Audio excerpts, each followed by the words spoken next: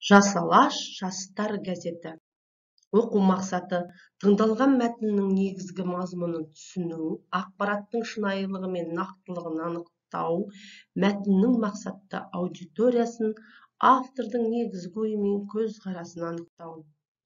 Жаңа сөздер, әзіл, үгіттеу. Тыңдалым. Мәтінді мұқият тыңдаңыздар. 11-12 сабақтар. Бірінші тапсырма.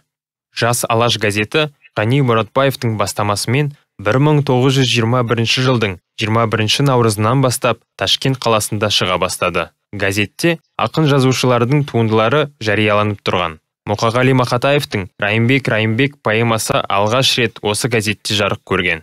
Жас алаш газетінің электрон нұсқасы бар. Оны жасалаш.kz сайтынан оқуға болады. Газеттің сайты дербес интернет басылым. Газет соңғы үлгімен безендірілген. Навигациялық жүйесі қолайлы, интерфейсі тартымды. Жарнама берушілер үшін газеттің баннері үлкейтілген. Жаңалықтар мен онлайн қызметі іске қосылған. Ол газеттің рейтингін анықтауға мүмкіндік береді. Газеттің оқырманы көп. Бір нөмірін 15 мыңдай адам оқиды. Жарты жылда оқыған адамдар саны 8 миллионнан асқан. Мәтін не туралы? Бұл басылыммен таныссың ба? Электронды басылымда қандай қызмет іске қосылған? Тыңдалым мәтіні негізінде осы сұрақтарға жауап берейік. 11-12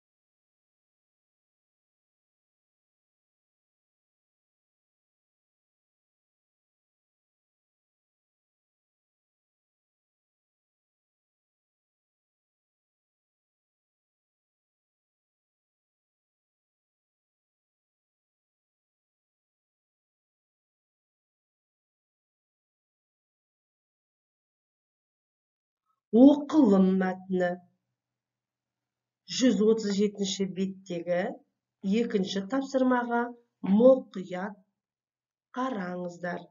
Жас алаш жастарға арналған ең байырғы әрі беделді республикалық басылым. Алғашқы саны 1921 жылы 22 наурызда Ташкент қаласында жарық көрді. Ұйымдастырушысы әрі тұңғыш редакторы Ғани Мұратбаев, жауапты хатшысы Ильяс Жансүгіров болды.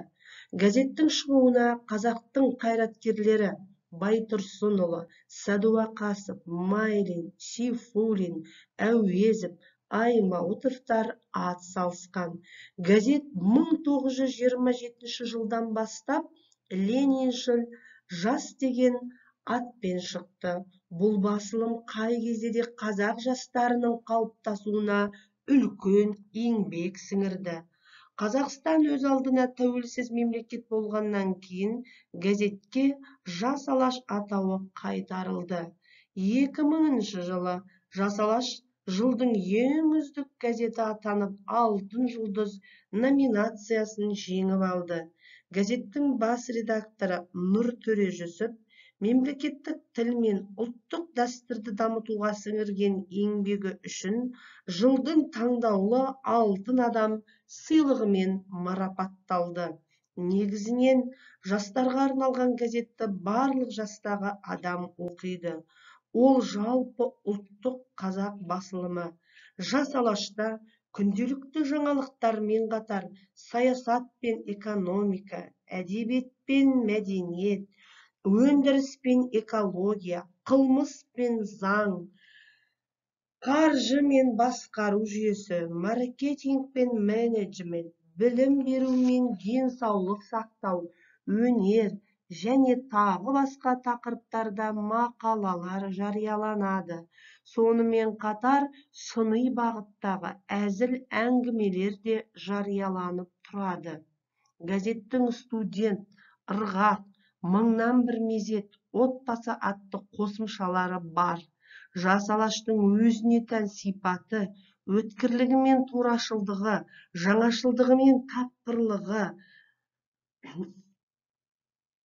Жас алаш ақпаратты объективті беретін, проблемаға жаңаша көзқараспен қарайтын беделді газет. Газет өз бағытын үгіттеу мақсатында пайдаланбайды. Көтерілген проблеманы адамгершілік қағидаларына сүйеніп шешеді. Әлеуметтік технология орталығы жүргізген маркетинг зерттеулердің нәтижесі бойынша жас алаш жасөспірімдерден бастап егде тартқан жастағы азаматтардың сұранысына ие беделді әрі жаңашыл басылым. Басылымның негізгі оқырмандары жоғары білімді азаматтар, жоғарғы оқу орындарының студенттері, әр деңгейдегі мемлекеттік басқару органдарының басшылары мен қызметкерлері, зиялы қауым өкілдері мен қарапайым ауыл тұрғындары. Міне балалар, оқылым мәтінін тыңдасақ, енді сол бойынша айтылым тапсырмаларын орындайық. Мына бағанды толтырыңыздар, дұрыс және бұрыс екендігін анықтаңыздар. Жазылым тапсырмасы. Оқылым мәтіні бойынша жазылым тапсырмасын орындаймыз. Бүгінгі сабағымызды мадақтау сэндвичі арқылы қорытындылаймыз. Сіздерге қайырлы білім болсын, зейіндеріңіз ашылсын.